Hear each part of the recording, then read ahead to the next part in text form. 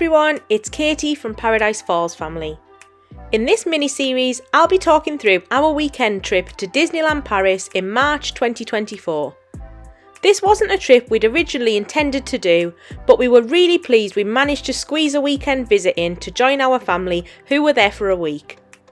Although it was only a short trip, we're fortunate enough to have visited Disneyland Paris many times before as a family, so know it really well and always have a fantastic time. In the next few vlogs, I'll try and give as much information as possible to help with planning a trip to Disneyland Paris. In this video, I'll give an overview of our trip, the accommodation and travel options, and the Disney Village, before moving on to the two parks in the next few vlogs. So firstly, how did we put together our weekend trip? As I mentioned, this was an extra visit we squeezed in. We had no annual leave left and the kids were in school, so we had to go from Friday evening to Sunday evening. Being so limited on time, the quickest option by far was to fly from Manchester. And we booked the EasyJet flight, leaving at around 7 p.m, landing at Paris Charles de Gaulle Airport at 9:40 p.m. Our return flight left around 5 p.m, landing at 6:30 in Manchester, and so gave us enough time to get the kids back home and to bed on time, ready for school the next day. This gave us a day and a half in the Disney parks. Far less than we'd ideally want, but enough for a quick Disney fix, given that we know the parks well. Our flights came to just over £500 without bags, but with reserved seats together. And then we booked 2 nights in the Sequoia Lodge with park tickets through Disney for £1,150. We then had a small amount of spending money for food and a few souvenirs, plus transfers to and from the airports. We decided to give holiday extras one last chance. See the Brussels vlog on our channel for our previous problems that we had. Given we were at a massive airport and could easily get alternative transport if anything went wrong with our booking. On this occasion, everything went very smoothly, and we booked a private transfer each way from Charles de Gaulle to our hotel for £140 in total, with each journey taking around 45 minutes.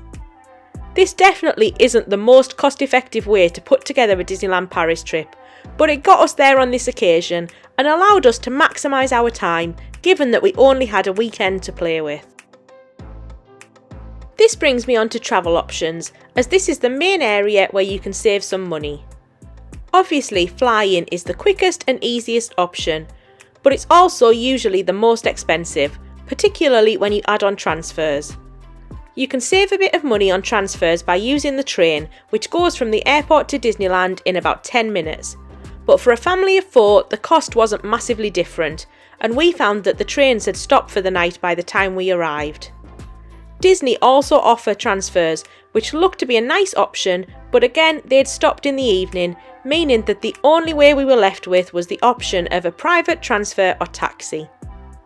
It's also worth noting that Charles de Gaulle is the closest airport to Disneyland, so while you might shave a bit of money off flying into Orly or Beauvais, you could end up paying noticeably more on your transfers.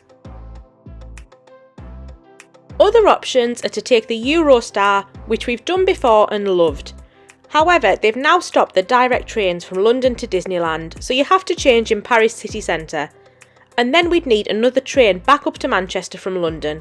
So for us, it's more of a faff and it is more expensive. Our preferred option is to drive, and we've done this many times before.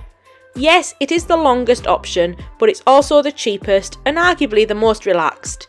You can cross on the Eurotunnel from around £100 on your own time, and you've got your own car for the trip, which opens up more accommodation options as well. I'll come on to the Disney accommodation in a moment, but having your car with you gives you more options around the Marne-la-Vallée area around Disneyland Paris. We've stayed in a few Airbnbs and hotels here over the years and have driven in and out of the park, and it's worked really well and saved us quite a bit of money. We also found that this worked really well when the kids were really young and we wanted to limit walking and shuttle buses because we had strollers and lots of bags, etc. We could throw everything in the car and get on our way. Our preferred option, now the kids are a bit older, is definitely to stay on site at one of the Disney hotels. This also now isn't that much more expensive than staying off-site, as standalone ticket prices have increased steadily in recent years, meaning that a Disney package does provide better value. Disney offers 8 different hotels on site to choose from, each of them varying in price. We've stayed at most of these now between us, with the exception of Village Nature and the Disneyland Hotel. And all of them are great experiences, offering something different. Starting furthest away, you've got Village Nature, which you need a car for, as I don't believe it offers shuttle buses. This is actually a Centre Parcs, and although we haven't stayed here before, we have stayed at several European Centre Parcs, and you can find a video on our channel covering our recent stay at one in Belgium that should give you a really good feel of what it's like.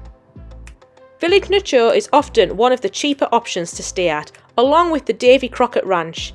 Again, you need a car here as there are no shuttle buses, but it's a great option, and we enjoyed a brilliant New Year here a few years ago with our group of friends. The accommodation is made up of woodland cabins which are nice and cosy, which have a good central communal area and an indoor swimming pool that's great as well. Moving closer to the parks, you've then got the Santa Fe and Hotel Cheyenne. This is where the Disney theming really starts. Santa Fe is themed around the American Southwest and Route 66 with a Cars theme overlay, while the Hotel Cheyenne is Western themed with a Toy Story overlay. Both are classed as value options and a little more basic, but are really fun, in particular for younger families. Both are around a 20-minute walk from the park, but shuttle buses are available and run regularly.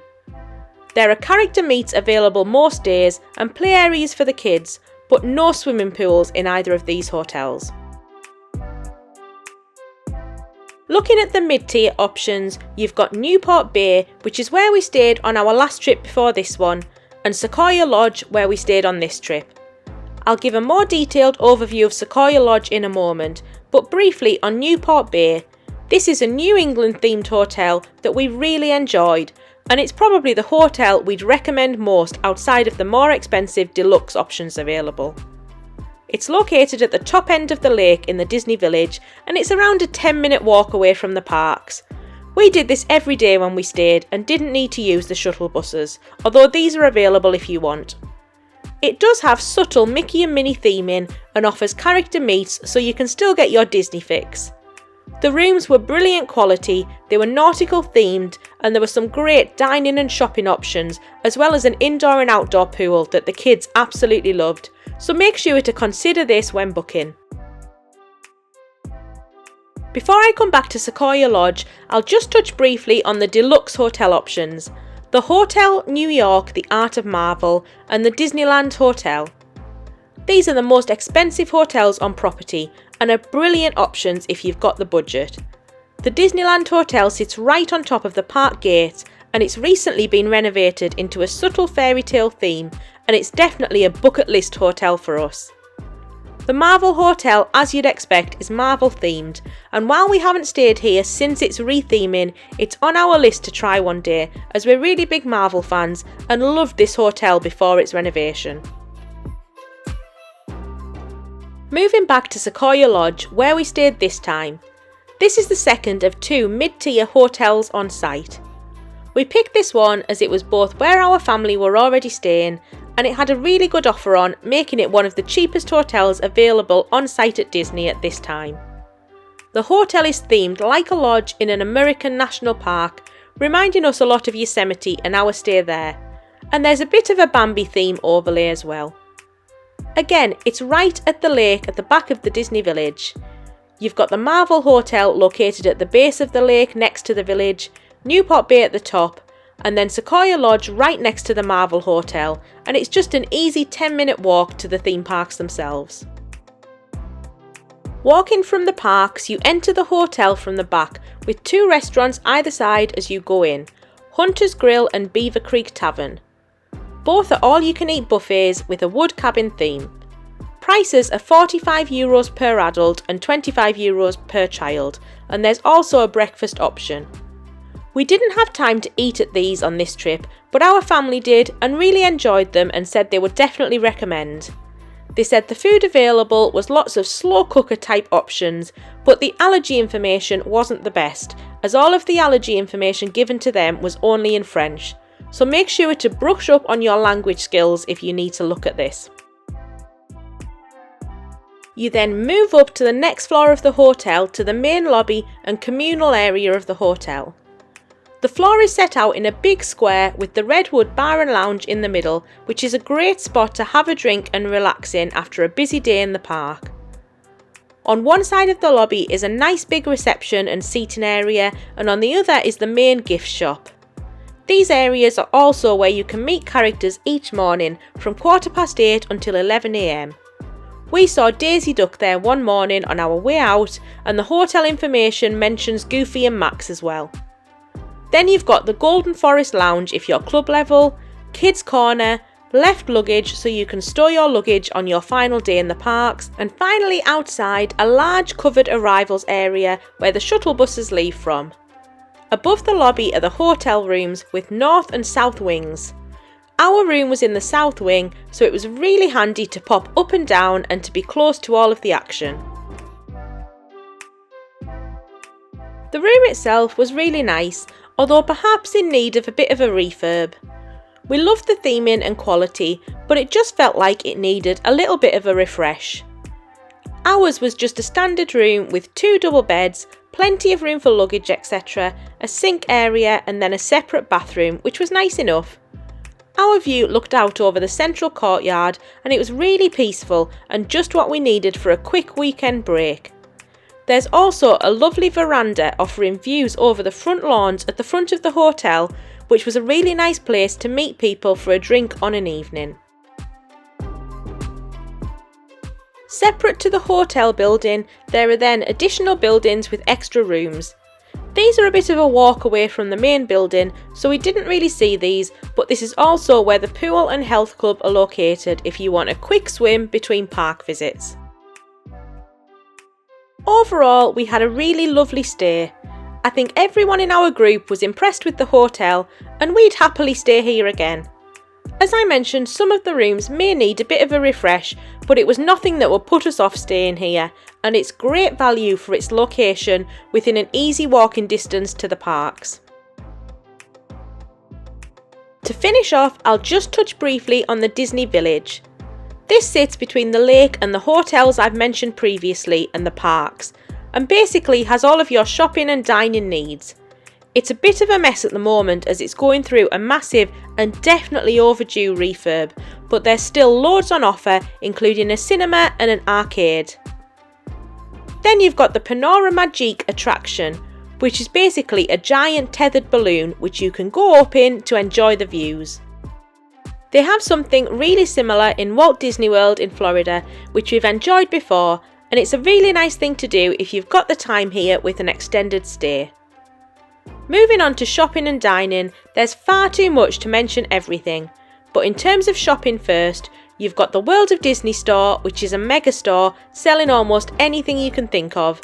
Then there's also a Disney fashion store, a Disney gallery store and a Lego store. In terms of dining, there's loads of options, from coffee shops to quick service to table service. Perhaps the best sit-down options include Rainforest Cafe, Annette's Diner, Billy Bob's Country Western Saloon and the Steakhouse. For quick service, you've got the always reliable McDonald's, Earl of Sandwich and Five Guys among others. You walk directly through the village and past all of these options on your way back to the hotels from the parks, so it's really easy to stop in on your way back if you want to.